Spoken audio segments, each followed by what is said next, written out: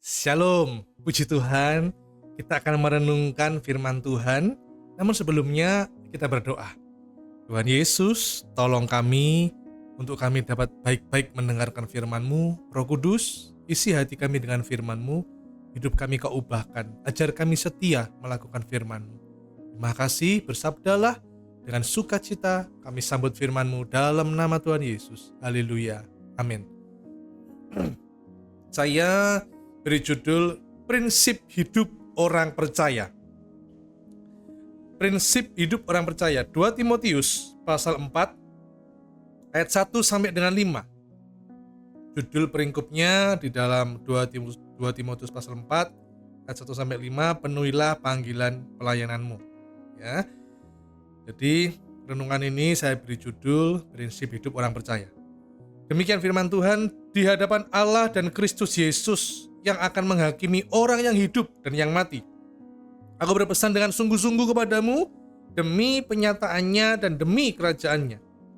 Beritakanlah firman, siap sedialah baik atau tidak waktunya.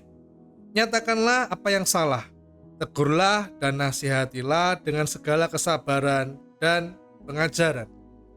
Karena akan datang waktunya orang tidak dapat lagi menerima ajaran sehat, tetapi mereka akan mengumpulkan guru-guru menurut kehendaknya untuk memuaskan keinginan telinganya. Mereka akan memalingkan telinganya dari kebenaran dan membukanya bagi dongeng. Ayat kelima, tetapi kuasailah dirimu dalam segala hal, sabarlah menderita, lakukanlah pekerjaan memberita Injil, dan tunaikanlah tugas pelayananmu. Kita langsung prinsip hidup orang percaya yang pertama. Di dalam ayat kelima dikatakan, kuasailah dirimu dalam segala hal. Ini yang pertama, kita harus bisa menguasai diri kita dalam segala hal. 2 Timotius ini ditulis oleh Rasul Paulus, ditujukan kepada Timotius, orang hamba Tuhan yang masih muda.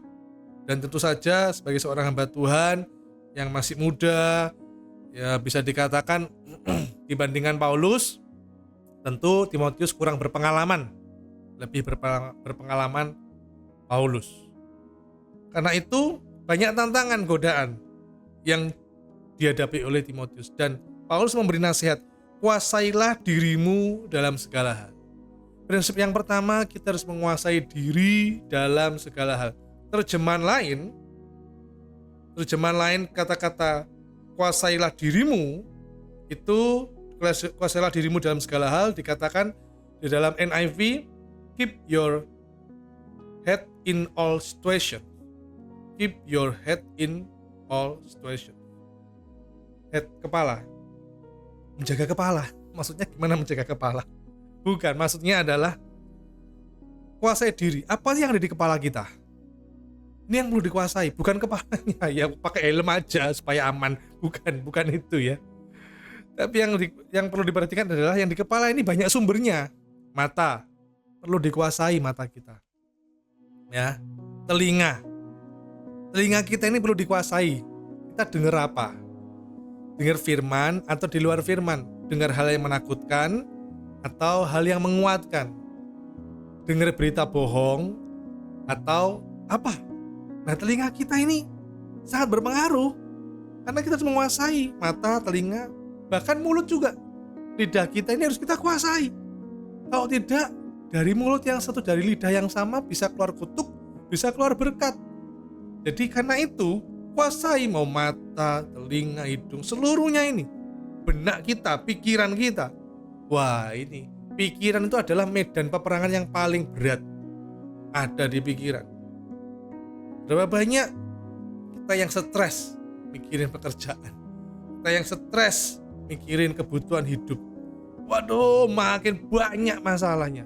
Kebutuhan hidup makin tambah tinggi.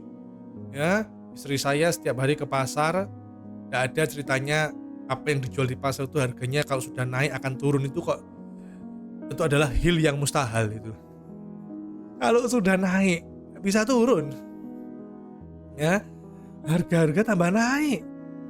Nah, pikiran kita bukan hanya soal kebutuhan yang ada, kebutuhan perut, tapi juga kebutuhan rumah tangga, kebutuhan pekerjaan, dan sebagainya banyak. Belum lagi nanti yang sakit, kapan sembuhnya? Belum lagi nanti pelayanan kok hambar, gini aja jadi anak Tuhan. Belum lagi nanti yang ini. Pikiran kita harus bisa mengendalikan pikiran kita, kuasai diri kita, ya, kuasai diri kita. Kita harus bisa berpikir positif di tengah situasi yang negatif. Jangan sebaliknya, berpikir negatif di tengah situasi yang positif. Jangan, ya. Jadi dalam segala hal, dalam segala keadaan, kita berpikir, mata kita memandang, telinga kita mendengar, mulut kita berucap, harus kita kuasai. Orang yang pikirannya negatif dengan orang lain negatif pikirannya, melihat sebuah keadaan selalu jutek, pikirannya itu negatif aja, baperan terus gitu ya. Orang-orang yang seperti ini hidupnya susah maju. Pekerjaan diberi sebuah tugas negatif dulu, ya tidak akan bisa maju. Pelayanan negatif dulu pikirannya. Bersosialisasi, punya teman negatif dulu. Dan bayangkan, bagaimana kalau ini terjadi dalam pasangan suami istri? Bukankah sangat berbahaya? Istrinya pikirannya negatif aja kepada suaminya, suaminya juga gitu, negatif terus kepada istrinya. Bagaimana hubungan yang seperti ini bisa bertahan? Nah, karena itu kuasai diri kita. Kuasai diri kita. Bahkan kata-kata kuasailah dirimu dalam segala hal. Kata hal itu dalam bahasa Indonesia sehari-hari, Alkitab terjemahan bahasa Indonesia sehari katakan dalam segala keadaan. Jadi dalam segala keadaan yang bahkan sekalipun itu menekan kita, menghimpit kita, kuasai diri kita. Ingat, ada buah roh yang namanya penguasaan diri. Kalau kita tidak bisa menguasai, hancur hidup kita. Kita tidak bisa menguasai diri kita, maka ya saya pakai bahasa Jawa ya, meledos. Hidup kita carut marut gak karuan. Hari-hari ini mendengar berita banyak yang berurusan dengan pinjol, karena tidak bisa menguasai diri, terjebak dalam hutang. Hutang apa?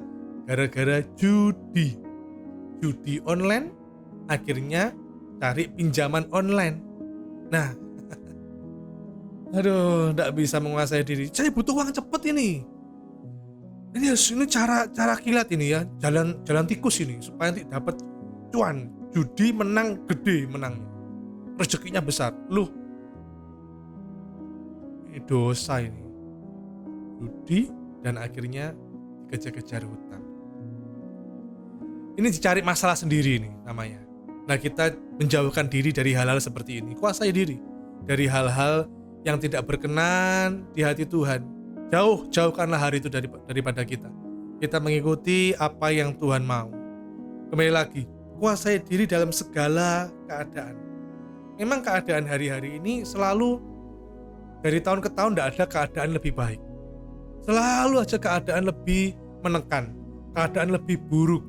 Ya, kalau ingat dulu tahun berapa itu ya, harga BBM naik gitu ya. Wow, demo di mana-mana. Terus nanti kalau sudah BBM naik, harga pangan ikut naik, harga beras ikut naik, harga minyak ikut naik. Karena apa? Ngangkutnya pakai mobil transportasinya. Jadi kan pakai BBM-nya naik, semua ikut naik. Gitu ya. Yang mau ke luar kota naik bis, naik kereta api, perlu naik juga. Karena kalau tidak naik kan tidak sampai tujuan.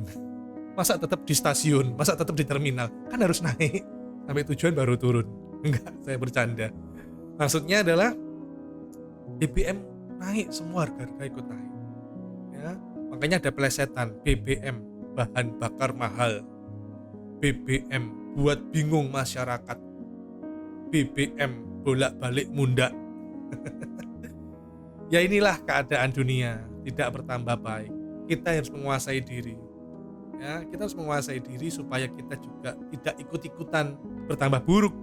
Sebaliknya kalau kita punya penguasaan diri, ada Roh Kudus yang mengontrol kita. Buah roh penguasaan diri itu kita punya karena ada Roh Kudus yang menolong kita. Belum lagi nanti intimidasi. Ada intimidasi, gereja diintimidasi, karyawan yang percaya Yesus diintimidasi, keluarga, anak, orang tua, teman-teman, dalam grup WA dan sebagainya, saudara, kita dapat intimidasi karena kita percaya Yesus. Kita harus tetap dapat menguasai diri. Itu prinsip yang pertama. Prinsip hidup orang percaya yang kedua adalah tadi dikatakan sabarlah menderita. 2 Timotius pasal 4 ayat 5, tetapi kuasailah dirimu dalam segala hal, sabarlah menderita. Kata sabarlah menderita dalam King James Version dikatakan endure affliction, menahan sakit. Bergumul ada sebab penderitaan, kita tahan, jangan menyerah, menahan sakit. Ada yang mengatakan tidak selamanya cuaca akan hujan, gitu ya. Tidak selamanya hujan itu akan turun. Terus ada yang mengatakan tidak selamanya langit akan mendung. Nanti pasti muncul terbit fajar dan akhirnya cuaca cerah. Sama saudaraku ya, tidak selamanya kita ini sakit-sakitan, tidak selamanya anak Tuhan menderita. Tunggu, kebenaran itu akan terbit, kita akan memperoleh pertolongan. Nah, sudah dikasih Tuhan. Yang prinsip yang kedua, sabarlah menderita. Kalau sakit kepala ada obatnya, kena flu ada obatnya, lagi batuk ada obatnya, lagi dalam penderitaan ada jalan keluarnya, ada Yesus, ada pertolongan. Saudara dikasih Tuhan, waktu kita menderita, ya, sebagai orang percaya kita menderita ada tekanan, kita bisa berseru pada Tuhan supaya kita ini mungkin mujizat tidak langsung serta-merta ada bagi kita. Entah saya mengatakannya banyak penderitaan itu, entah itu menderita secara ekonomi, menderita mempertahankan hubungan rumah tangga supaya tidak bercerai, tetap ikut jalurnya firman Tuhan, menderita difitnah di gereja bahkan oleh orang Kristen, dikecewakan oleh pendeta, menderita dalam pekerjaan, ditekan oleh bos, dan lain-lain, banyak penderitaan itu. Tapi bisa jadi ada mujizat secepat kilat kita berseru pada Tuhan dan tiba-tiba mujizat itu ada. Bisa. Tapi ada kalanya juga Tuhan Tuhan meminta kita untuk sabar sampai ada mujizat. Kalaupun belum terjadi mujizat, tetap sabar. Ya, meskipun ada sih yang namanya Pak Sabar, belum tentu sabar. Meskipun nama kita bukan sabar, tapi kita harus sabar. Nah, katakan sabarlah menderita. Sekali lagi saya ulang, bisa jadi mujizat itu dalam secepat kilat, doa pagi, siang dapat mujizat, malamnya dapat mujizat. Bisa. Tapi ada kalanya mujizat tidak langsung ada, tapi kita disuruh menunggu dengan sabar. Sambil kita menunggu dengan sabar, Tuhan itu memberi kita kekuatan. Saya mengatakannya begini, kita berdoa supaya penderitaan hilang. Tidak selalu penderitaan itu langsung dihilangkan oleh Tuhan. Ada kalanya bisa Tuhan menghilangkan penderitaan, bisa. Dia maha kuasa kok, bisa. Saya percaya itu. Sehingga kita tidak lama-lama menderita, bisa hilang, bisa. Tapi kalau penderitaan itu tidak hilang, percayalah, Tuhan memberi kita kekuatan untuk melewati penderitaan itu. Tuhan memberi kita damai sejahtera. Tuhan memberi kita hikmat untuk menghadapi penderitaan itu. Karena itu, kita tidak boleh menyerah. Ku tak akan menyerah pada apapun juga, sebelum ku coba semua yang ku bisa. Hati-hati, penderitaan itu ada sumbernya. Ada 3 hal yang menyebabkan ada penderitaan. Yang pertama, karena melanggar perintah Tuhan. Ya, melanggar perintah Tuhan, dosa ini. Nah, pasti ada penderitaan. Ya, sudah punya istri masih selingkuh. Ya kan? Akhirnya ya kena penyakit kelamin. Rumah tangga hancur, ekonomi ikut hancur. Anak-anak jadi broken home semua. Kenapa ada dosa? Ada penderitaan. Yang kedua, karena kurang berhikmat, kesalahan manusia. Makan minum sembarangan, ya, rakus, serakah, akhirnya sakit perut, mengundang penyakit-penyakit lain yang berbahaya. Kenapa? Karena kesalahan, tidak ada hikmat.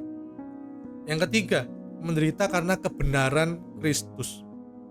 Paulus seringkali berbicara menderita karena kebenaran Kristus adalah sebuah kebanggaan, kemuliaan, kehormatan kalau menderita karena Kristus. Iya, betul. Kita sebagai anak Tuhan, kalau kita menderita karena kebenaran, kita melakukan kebenaran, kita hidup seperti yang Kristus mau, itu suatu kemuliaan, itu suatu kehormatan, kebanggaan. Sebaliknya kalau kita menderita karena berbuat dosa, ya bertobat. Kita menderita karena kita gak berhikmat, ya bertobat juga. Tapi kalau kita menderita karena kebenaran firman Tuhan, kita bersyukur karena kita tidak sendiri.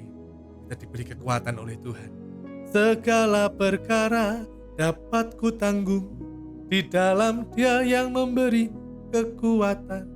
Dan dikasih Tuhan prinsip hidup orang percaya kedua, sabarlah menderita. Yang ketiga, dikatakan di ayat kelima, 2 Timotius 4 ayat 5, lakukanlah pekerjaan pemberita Injil. Nah ini ya, seringkali orang percaya menyerahkan ini kepada gembala sidang, kepada para pendeta, rasul, evangelis. Itu bukan urusan saya memberitakan Injil, itu urusannya gereja sudah. Saya jemaat biasa aja, sudah gak perlu, sudah itu bukan urusan kami. Enggak.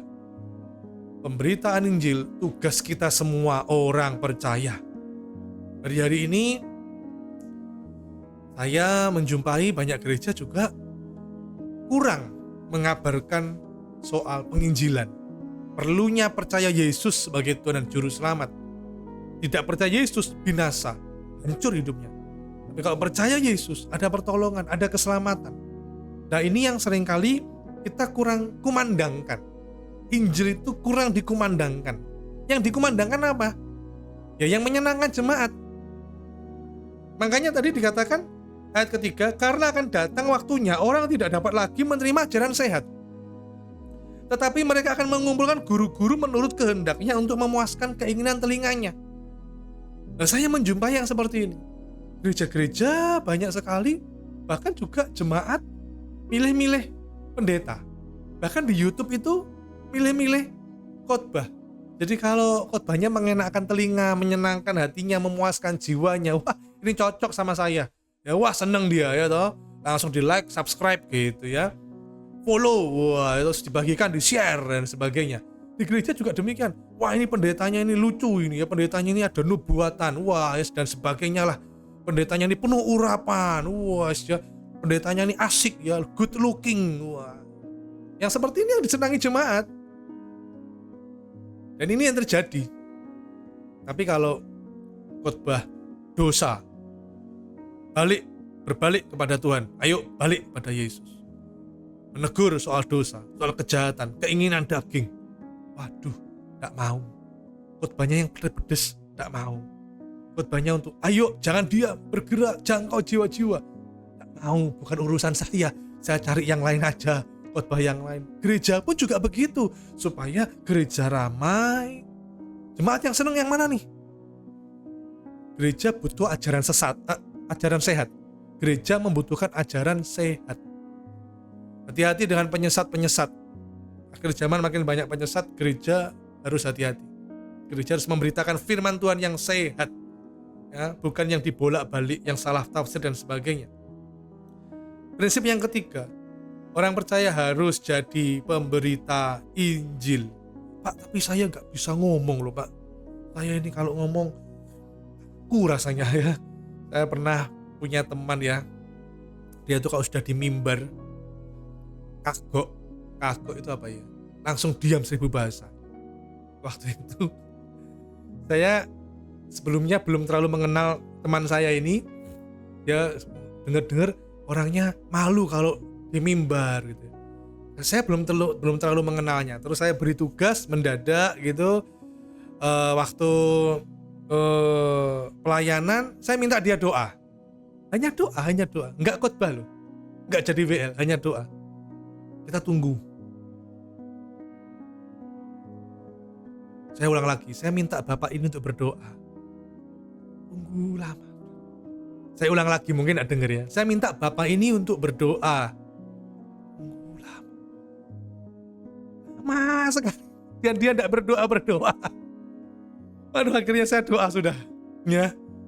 Nah doa setelah itu selesai ibadahnya, dia bilang sama saya jangan disuruh doa, saya tidak bisa doa di depan orang-orang itu kaku, malu, gak bisa gitu ya. Padahal orangnya cinta Tuhan loh saudaraku ya, orangnya sungguh-sungguh sama Tuhan.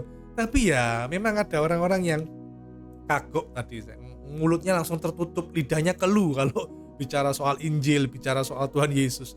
Tapi kita memberitakan Injil bukan hanya lewat pemberitaan lewat lesan, vokal, tapi gaya hidup kita adalah gaya hidup yang memberitakan Injil. Keluarga kita adalah keluarga orang lihat ada Yesus dalam keluarga kita. Hubungan suami istri yang mesra, harmonis, bukankah orang akan melihat ada Yesus? Anak-anak yang menghormati orang tuanya, bukankah melihat ada Yesus? Banyak hal saudaraku, gaya hidup kita dalam kita apa yang kita kenakan, apa yang kita katakan sehari-hari kita itu adalah memberitakan Injil. Keseharian kita, gaya hidup kita harus gaya hidup yang memberitakan Injil supaya orang lain melihat ada Kristus di dalam kita. Yang keempat, yang terakhir ya, jadi yang pertama tadi gaya hidup, prinsip hidup orang percaya yang pertama adalah dia menguasai diri dalam segala keadaan. Yang kedua, sabar menderita, terlebih menderita karena kebenaran Kristus ini ya. Dan yang ketiga, melakukan pekerjaan pemberita Injil. Yang keempat, yang terakhir, tunaikanlah tugas pelayananmu. Dalam Alkitab terjemahan bahasa Indonesia sehari-hari dikatakan, jalankanlah dengan sebaik-baiknya kewajibanmu sebagai pelayan Allah. Jalankanlah, tunaikanlah. Bahkan dikatakan, jalankan dengan sebaik-baiknya kewajiban. Kewajiban ya harus. Nggak ada tawar-menawar ini ya, wajib. Nah, kata-kata tunaikanlah tugas pelayananmu memiliki dua arti. Yang pertama, dalam King James Version memiliki terjemahan make full proof of thy ministry. Make full proof of thy ministry. Artinya itu penuh pelayan, buktikan dengan sepenuh hati, sepenuh waktu, sepenuh tenaga untuk pelayanan. Jadi dalam pelayanan ini pun saya bagi ada 3 tingkatan. Yang pertama yang paling utama, melayani Tuhan secara pribadi. Punya waktu bersendiri dengan Tuhan. Dalam doa, dalam penyembahan, di dalam keintiman, fellowship dengan Tuhan secara pribadi. Waktu berdoa dengan Tuhan. Yang kedua, urutan kedua, tidak boleh dibolak-balik. Urutan kedua, melayani keluarga. Keluarga itu juga sangat penting setelah Tuhan. Dan yang ketiga, melayani pekerjaan Tuhan. Mungkin sebagai song leader, pengkhotbah, pemusik, guru sekolah minggu, diaken, dan sebagainya. Itu pekerjaan Tuhan. Ini yang ketiga. Jangan dibolak-balik. Ada orang yang ke gereja terus, ke gereja terus, ke gereja terus, pelayanan terus, keluarga tidak diperhatikan. Hancur. Suami istri cinta Tuhan luar biasa. Bener ini ada ini. Suami istri cinta Tuhan luar biasa. Plus setiap kali ada gereja mengadakan ibadah hari Minggu dia ikut. Di hari Senin ibadah ini dia ikut. Hari Selasa ada pendalaman Alkitab dia ikut. Hari Rabu ada doa malam dia ikut. Setiap hari terlibat pelayanan banyak. Saya pernah menjumpai ini dan ini fakta. Anaknya hancur. Banyak ngikuti kegiatan-kegiatan gereja sampai tidak diperhatikan anaknya. Padahal ini urutannya jelas. Yang pertama Tuhan secara pribadi, berfellowship dengan Tuhan. Yang kedua, keluarga. Punya waktu dengan keluarga. Perhatian kasih kepada keluarga. Yang ketiga, baru pekerjaan Tuhan, gereja, pelayanan dan sebagainya. Jangan dibolak-balik. Kita disuruh menunaikan tugas pelayananmu sepenuh hati, sepenuh waktu, sepenuh tenaga. Pelayanan ini tidak hanya bicara yang tadi saya sampaikan, pemusik, singer, ya, yang lain-lain itu. Bukan hanya itu. Tapi pelayanan ini bicara juga pelayanan keluarga. Itu penting. Sepenuh waktu untuk keluarga, sepenuh waktu, sepenuh tenaga. Dan juga sepenuh hati untuk keluarga. Jadi arti tunaikanlah tugas pelayananmu yang pertama, make full proof of thy ministry. Sepenuh waktu, sepenuh hati. Ya, sepenuh tenaga. Arti yang kedua yaitu perintah itu harus cepat dikerjakan. Tunaikanlah, jalankanlah dengan sebaik-baiknya. Artinya sebuah perintah bukan hanya tunaikan, bukan hanya jalankan, tapi ada kata-kata lah. itu membutuhkan waktu segera, secepat mungkin. Jangan menunda-nunda. Jangan menunda-nunda untuk hal yang menyenangkan hati Tuhan, jangan ditunda-tunda. Misalnya saya punya sebuah perintah untuk anak saya, selesaikanlah PR-mu. Berarti itu cepetan diselesaikan. Beda kalau saya katakan selesaikan PR-mu dengan selesaikanlah PR-mu. Sangat berbeda artinya. Selesaikan harus segera dikerjakan, tapi kalau selesaikanlah segera secepat-cepatnya dikerjakan. Mengapa? Karena Tuhan akan segera datang. Di dalam selanjutnya 2 Timotius 4 ayat 7 sampai 8. Ini loh penyebabnya Rasul Paulus mengingatkan kepada Timotius, tunaikanlah tugas pelayananmu. Kenapa? Karena Tuhan akan segera datang. Ayat 7 dan 8. Aku telah mengakhiri pertandingan yang baik, aku telah mencapai garis akhir, dan aku telah memelihara iman. Sekarang telah tersedia bagiku mahkota kebenaran yang akan dikaruniakan kepadaku oleh Tuhan, hakim yang adil pada harinya. Tetapi bukan hanya kepadaku, melainkan juga kepada semua orang yang merindukan kedatangannya. Sudah dikasihi Tuhan, inilah 4 prinsip hidup orang percaya, yaitu kuasai diri, jangan terpengaruh dengan keadaan sekitar, membuat kita jauh dari Tuhan, membuat kita menyakiti hati Tuhan, membuat kita melanggar firman-Nya. Hati-hati, kuasai diri kita dalam segala keadaan. Yang kedua, sabar menderita. Menderita karena kebenaran Kristus. Menderita sebagai orang percaya yang tetap mempertahankan prinsip hidup menurut firman Tuhan. Dan yang ketiga, lakukan pekerjaan pemberita Injil. Kita sampaikan Injil, kita bersaksi supaya orang-orang melihat kita ditolong oleh Tuhan, supaya orang-orang melihat ada Kristus dalam diri kita. Kalau kita tidak bisa ngomong, setidaknya lewat gaya hidup kita, lewat keluarga kita, lewat pekerjaan kita, lewat banyak hal yang Tuhan dipercayakan, kita bisa memberitakan Injil. Percaya Tuhan memberi kita kemampuan, Roh Kudus menolong kita. Dan yang keempat, yang terakhir, tunaikanlah tugas pelayanan kita. Apa yang sudah Tuhan percayakan, jalankan segera, secepatnya, dengan maksimal. Karena Tuhan akan segera datang. Kita tidak tahu kapan kita meninggalkan bumi ini. Kita tidak tahu. Tapi setidaknya kita bisa memberikan kenangan. Biarlah nama Tuhan selalu ditinggikan, dimuliakan lewat pelayanan kita, lewat hidup kita, karena kita sudah menunaikannya, menyelesaikannya dengan sangat baik. Puji Tuhan, mari kita berdoa. Terima kasih Tuhan Yesus, tolong kami Tuhan sebagai orang percaya, supaya kami punya 4 prinsip ini Tuhan, supaya Engkau dimuliakan lewat kehidupan kami. Kau tahu apa yang menjadi kebutuhan kami, tapi kami mau ya Tuhan mengutamakan bukan kebutuhan kami, tapi adalah keinginan hati Tuhan, supaya Tuhan dimuliakan dalam hidup kami. Terima kasih Tuhan Yesus. Roh Kudus, tolong kami, mampukan kami untuk kami melakukan firman-Mu. Terpujilah nama-Mu, berkat-Mu turun atas kami, damai sejahtera, sukacita, perlindungan atas kami semua. Di dalam nama Tuhan Yesus. Haleluya. Amin.